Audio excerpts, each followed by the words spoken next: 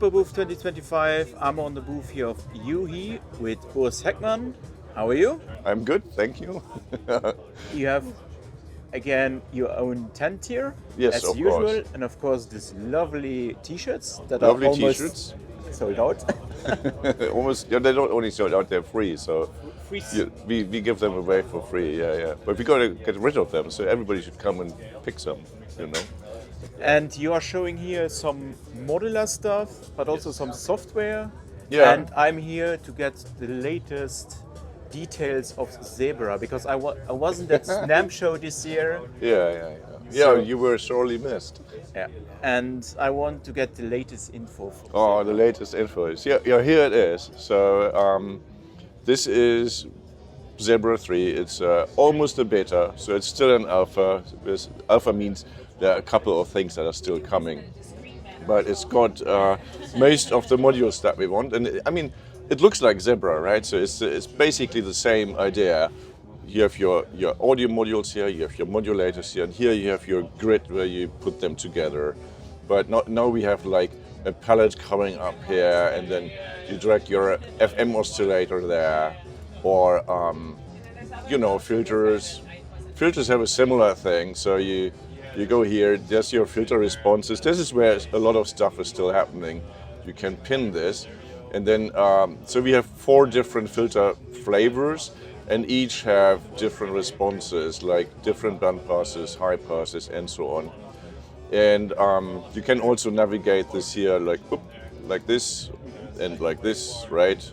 And we're gonna, over the course of the next months or years, we're gonna fill this up with more filter flavors, more flavors, like analog models, all the stuff that you would expect, But right? You kept the design of Zebra 2 basically from the workflow. It's the basic, the general idea is still the same.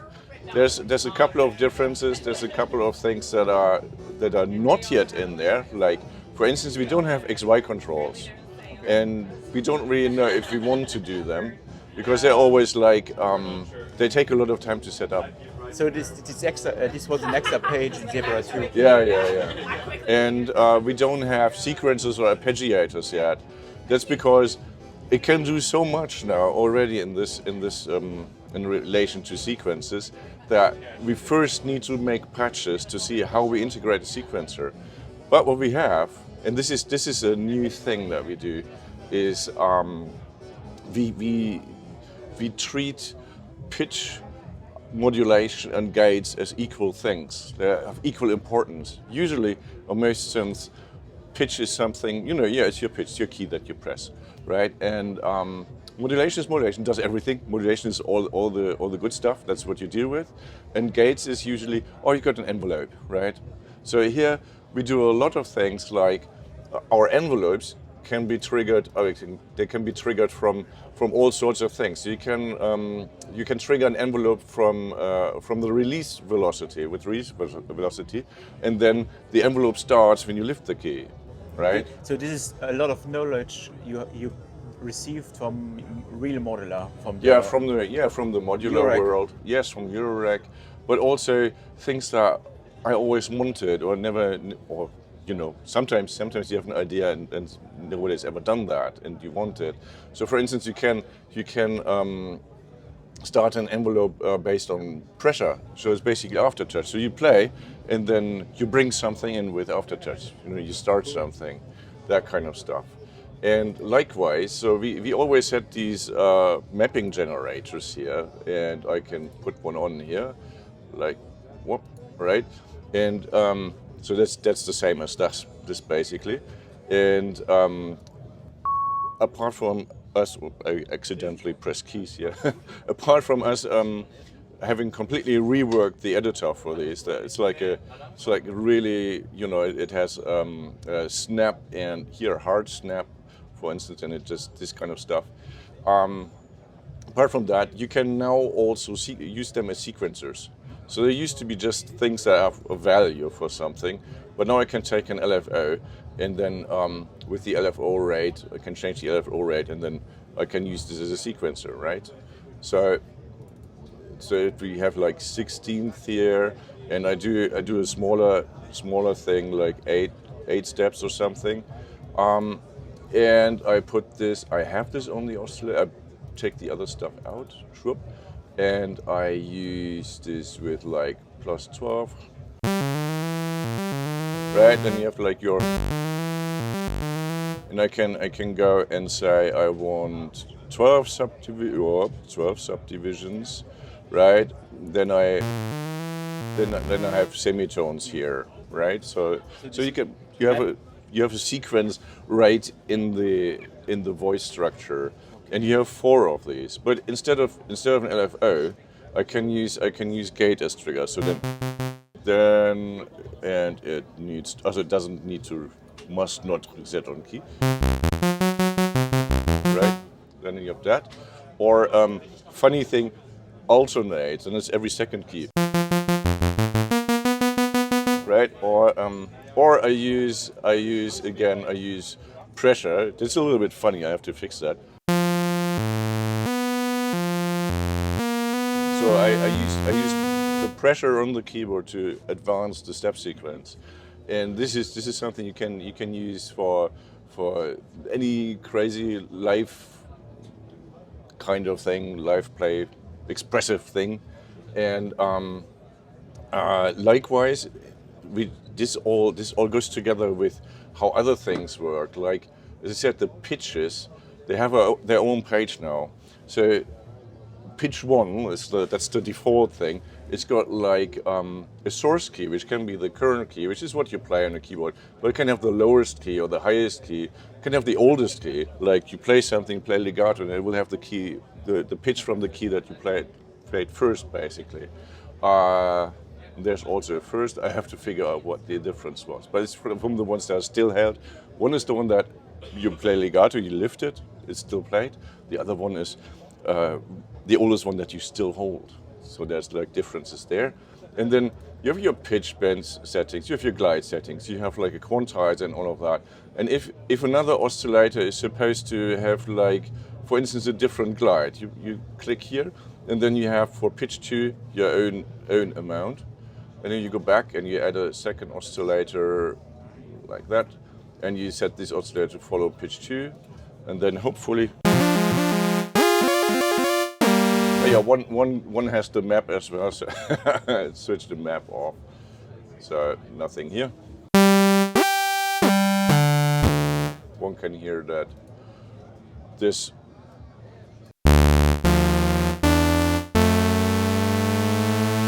right.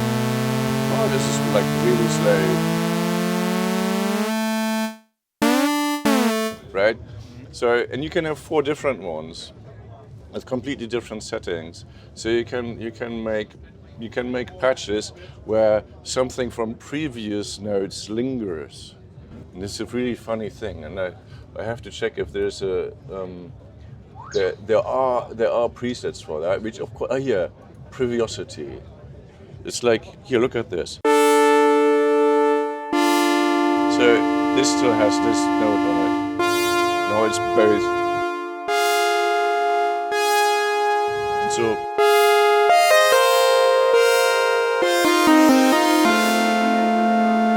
right. So I play only one note at a time, but something from the previous note comes into it. It's like an echo of the previous note. You can use that creatively. And that together with the ways you can now trigger the envelopes and other things. So everything can somehow intermingle and do things that way. And then all these things where things intermingle and stuff. So you have these as you have probably seen in Zebra Lab 3, you have these editors for the waveforms, right? Z-plane.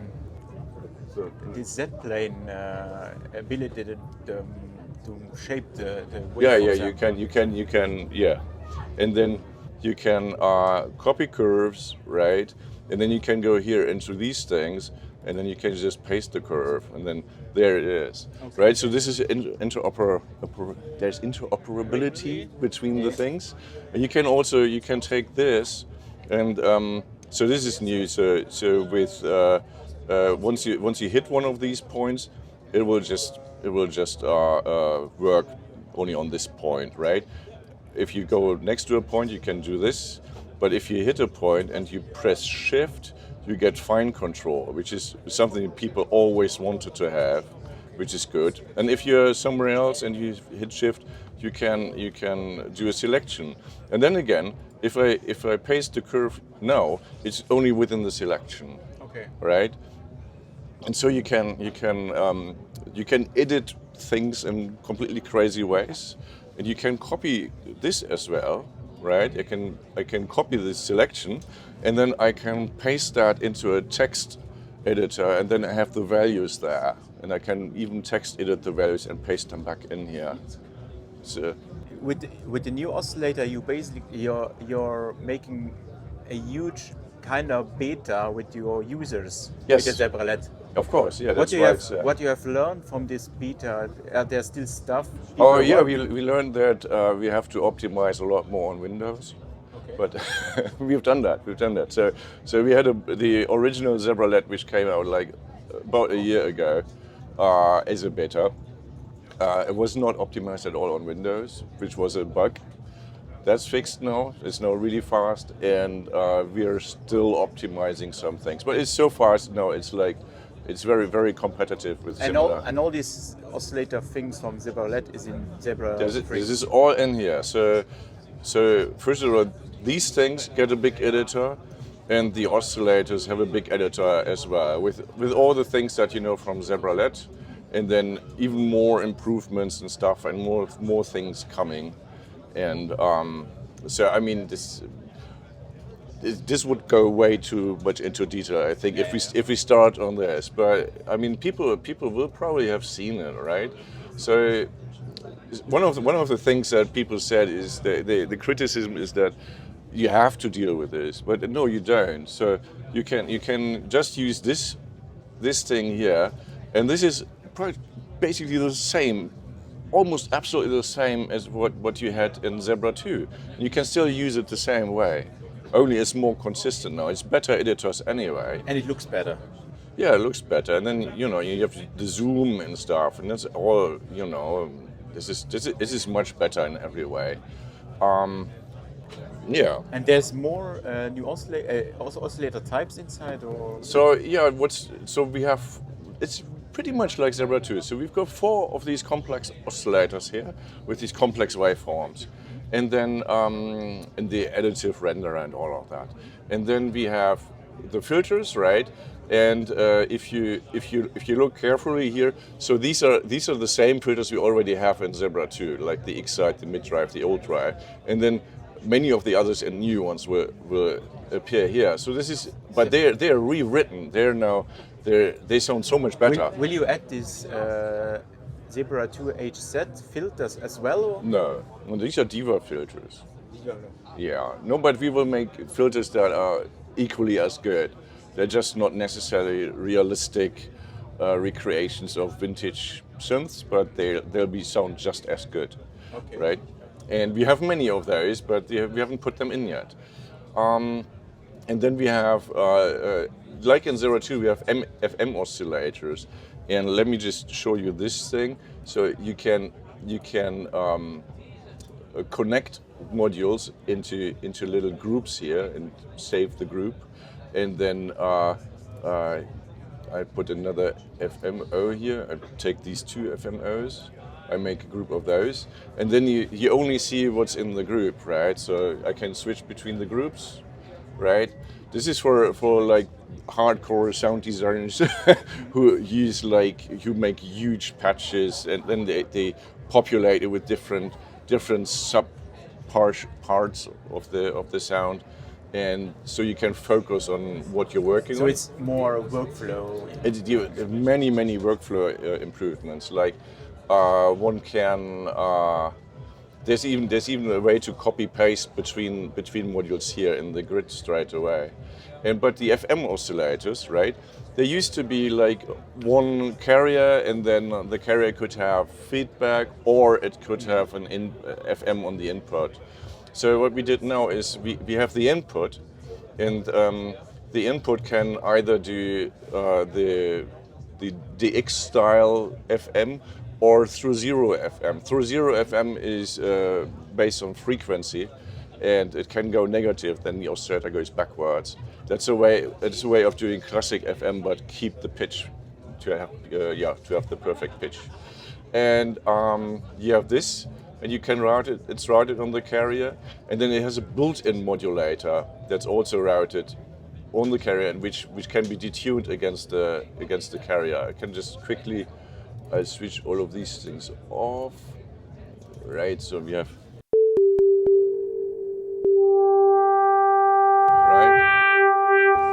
that's your DX style FM, and then the index can go up,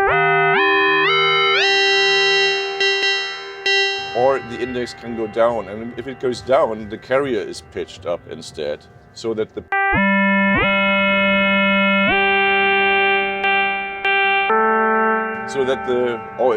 it still does funny things. Doesn't matter. I have to get rid of that thing, yeah. And I have to get rid of previous key, current key. So, okay. Right, so that the perceived pitch is always the same. But if I switch down the modulation, then it goes like 2 octaves higher. So this is the carrier pitch. But with the modulation, I'm getting the same pitch as these, right? But it's not possible to save oscillator configurations. Not yet, but this will come. This will definitely, yeah.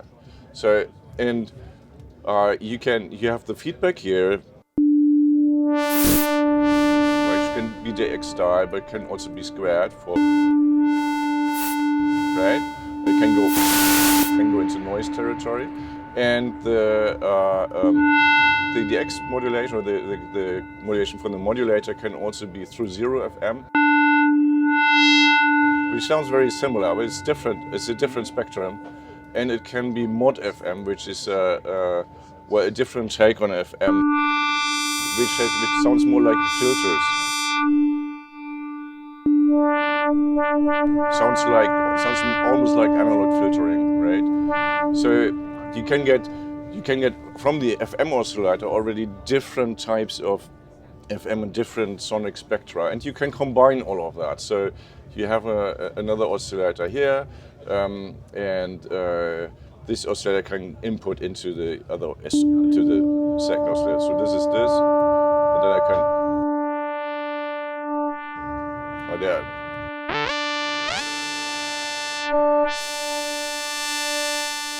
Yeah, some effects are more pronounced, some less, right? And of course, there's mod FM plus that's gonna change. We don't have that yet, right? So it is like you can combine different kinds of FM, put them together, and you can change the routing. So the input can also go onto the modulator, and the feedback can also go from the carrier onto the modulator, or from the modulator onto itself, right? I don't know what that's gonna sound like. Oh, nice.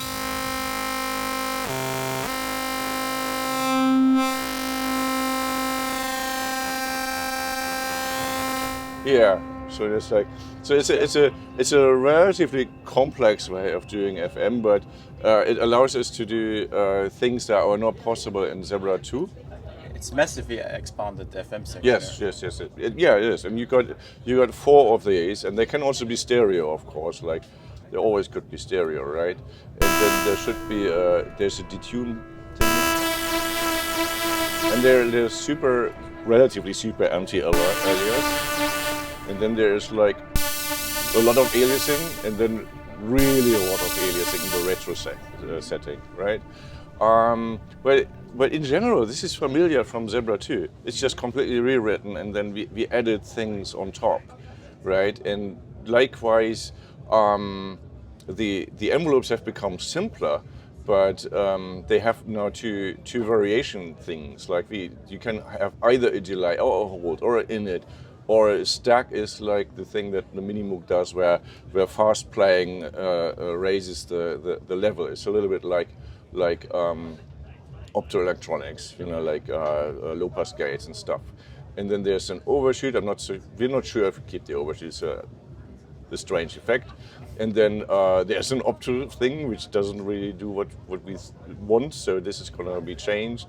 You can key scale the envelope. So this is your natural thing, right? So envelopes get shorter to the top. But if you go at 100%, the envelope actually tracks the keyboard. So an octave higher, it's half the duration.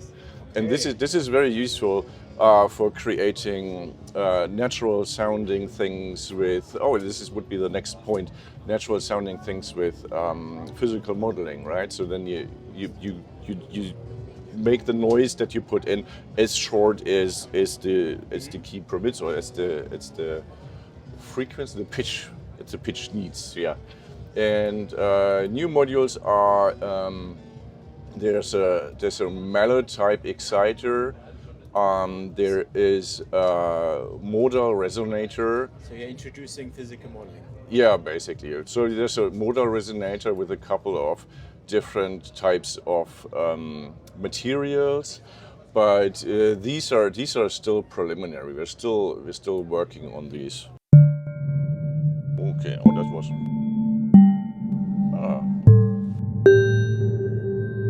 And I have no idea what these do at the moment.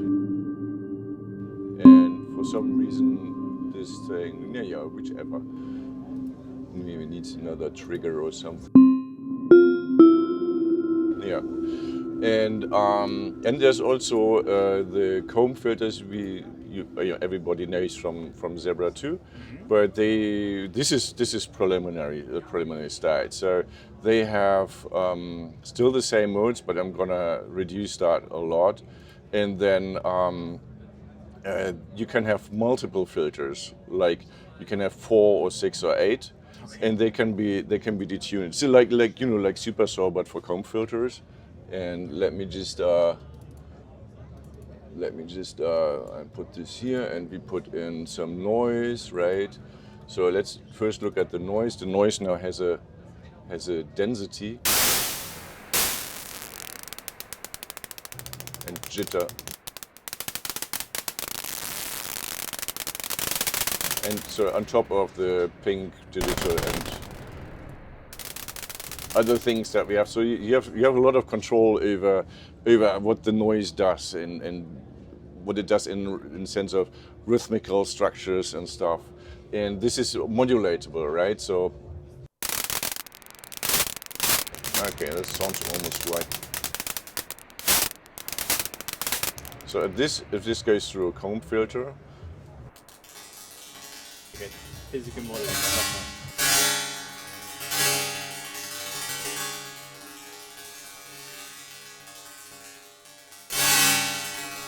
Yeah, one can get I can dampen this more feedback. Right, and I've got 4 filters here. There's a structure parameter which can create different overtone structures for the filters that are in there. Can make it inharmonic.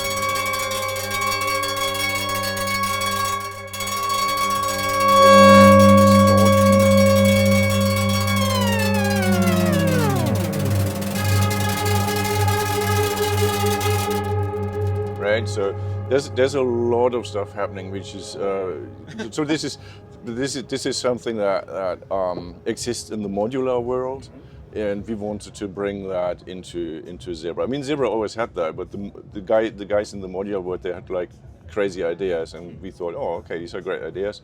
You know, we do something similar to it, right? And this continues. So this is, I think, pretty much almost all the modules we have. Except, oh yes, there's somewhere in here. Here we've got new wave folders, okay, which have like an endless setting. So there's endless many triangles or sine ripples. Mm-hmm. And we have, for the people who do these patches that look like this a lot, right, with loads and loads of things. Okay, that doesn't really make much sense, but we have a new types of mixers. So there's a 4-in-1 mixer, which takes like 4 different lanes, and in this case it sums it, but it can also scan through the inputs, and it also has a vector function where one can place different mixes or different positions of the vector, and it loops and all of that. So people always wanted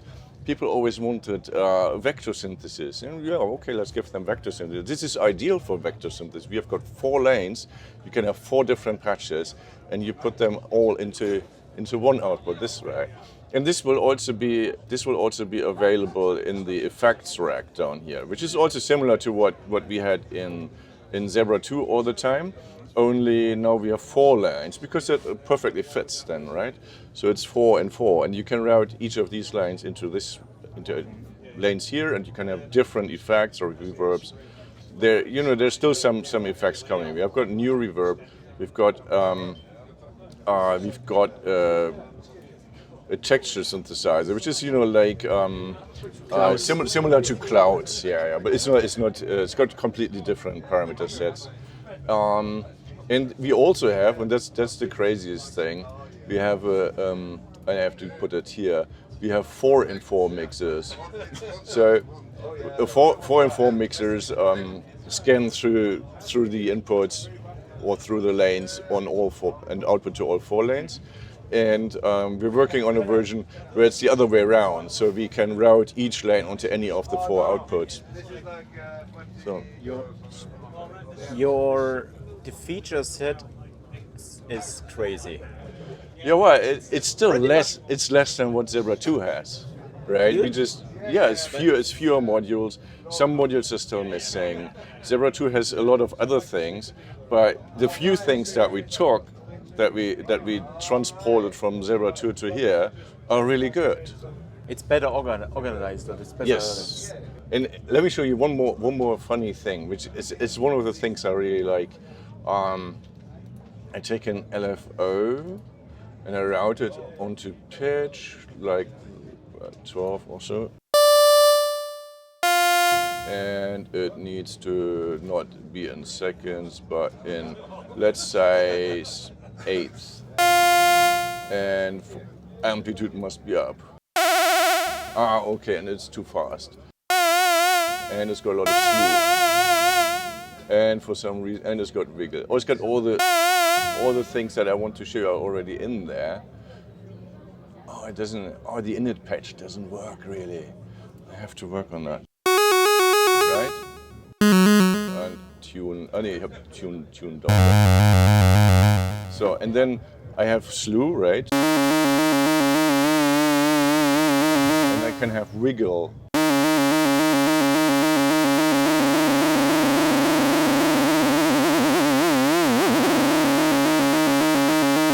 Right, so the LFO has its own set of like little effects where you can add noise, right, and and do fun things like take the slew limiter and make it resonant so that it overshoots and undershoots. Okay, we have now reached almost 30 minutes. Yeah, I think, yeah. This is a good overview of Zebra 3, what's coming. Where are we in the development phase? Where we are in the development phase? So these 3 modules that I showed last, which is like the physical modeling stuff, that's where we still put like probably 1 or 2 months, probably 2 months into it. And then we'll start. Then we'll call it a beta, right? So then we'll start with our sound designers to create the factory presets, and in that time we're gonna optimize, we're gonna polish, we're gonna bug fix, and we're gonna add more filter types to the filter. You know, the things that are already there but could do with a few more rows of something. And but that doesn't inflict on the ability to create presets. So that's why we do this in parallel, and then we hope that somewhere November, December we can go beta or even release. Okay. Yeah, this and year, hopefully. Hopefully. Yeah, we'll see. Okay, and the price decision stays the same. It's free for. The price decision is don't really know the final real price yet. So, see, when we wanted to do this like 12 or 13 years ago, we said the final price will be $249, but the 249 from back then is now the 320 from. The 320 from back then is the 249 from today, or the other way around. So the 249 do not really reflect the inflation in it. So we're aiming maybe at 280, 279, something like that. We don't know yet. We have to figure this out. But the upgrade is free for people who back then bought Zebra 2 and the Dark Zebra.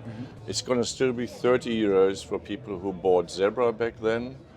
And we yet have to figure out if we do something for the people who bought Zebra Legacy. But I mean, of course, Zebra Legacy is $99. Bargain. It's an absolute bargain, right? So, and we can't give $150 towards Zebra 3 for a 99 euro bargain. So, but we want to do something there, and we also want to be able to do maybe an introduction pricing, which we have no idea yet what it's going to look like. So I hope then that will be out then this year. We really hope it's going to be out this year. Yeah. And it's even just a beta version. Just the beta version would also. I mean, it would be really nice, I think. Yeah. Okay. Yeah. I mean, look at it. We could release it this way. It's just I'm not really happy with everything yet. That's why. So, and some things can still be made better, and I don't want to rush anything and then later on say, oh, we should have done this way or that way. So I wanted to be right from the beginning. Okay. Thank you, Urs. I wish you good luck that everything works as planned for end of the year, and we will be happy. Thank you, and hope to see you again very soon. Okay, cool. Bye. Bye.